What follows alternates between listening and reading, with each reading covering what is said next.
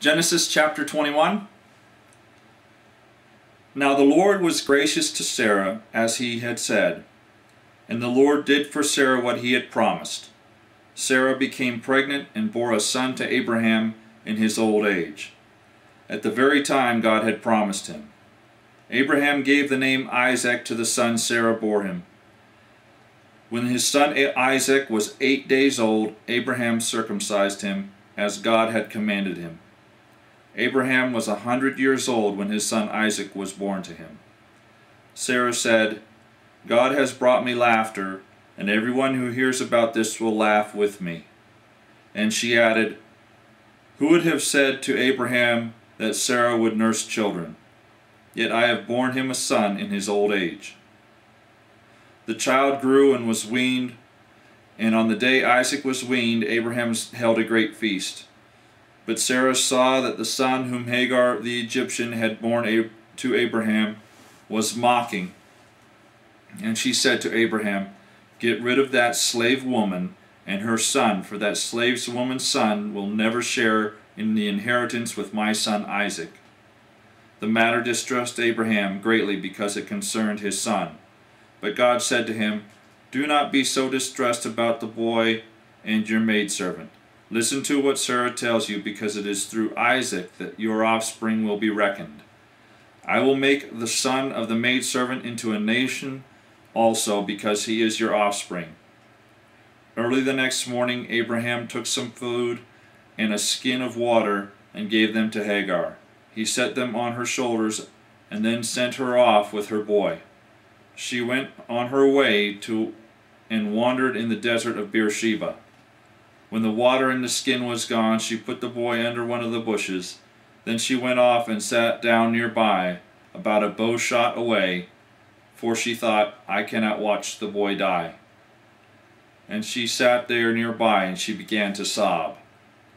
God heard the boy crying, and the angel of God called to Hagar from heaven and said to her, "What is the matter, Hagar? Do not be afraid. God has heard the boy crying as he lies there.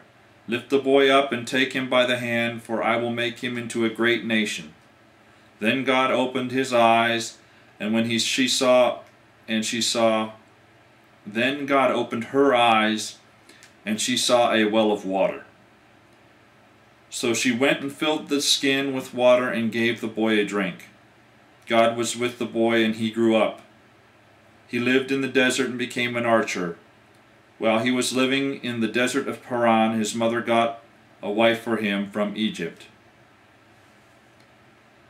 At that time, Abimelech and Phicol, the commander of his forces, said to Abraham, "God is with you in everything you do.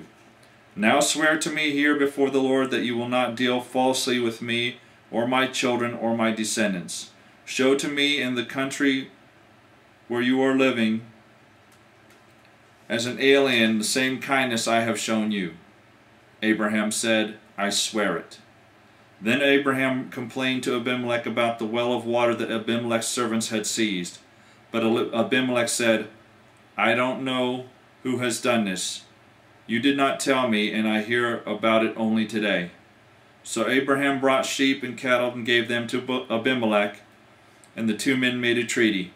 Abraham set apart 7 ewe lambs from the flock, and Abimelech asked Abraham, "What is the meaning of these 7 ewe lambs you have set apart by themselves?"